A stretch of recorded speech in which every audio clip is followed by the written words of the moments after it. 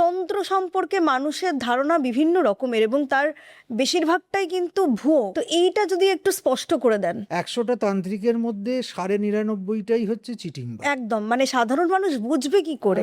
বুঝতে পারবে না সাধারণ মানুষ, অসম্ভব। মানুষের জীবনে যত চাহিদা বাড়ছে, মানুষ দিশাহারা হচ্ছে। সবার সব চাহিদা তো পূরণ হয় না।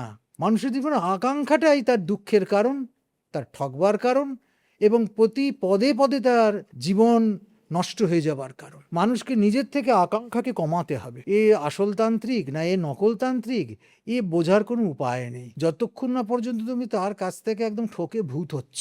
এবং এদের এত মিষ্টি কথা, আমাদের তো মিষ্টি কথা নেই। আমরা হ্যাঁ, কথার পর 3টে কথা জিজ্ঞেস করলে একই কথা আমরা তেতো কথা বলে দিচ্ছি। কিন্তু এরা এত কথা কবিদ, এত মিষ্টি করে সুন্দর করে কথা বলবে, আমাদের সে ধৈর্যই নেই। মন প্রভাবিত করে ফেলে। একদম প্রভাবিত করে ফেলছে। তারা হিপনোটাইজ তাহলে করছেন এক প্রকার।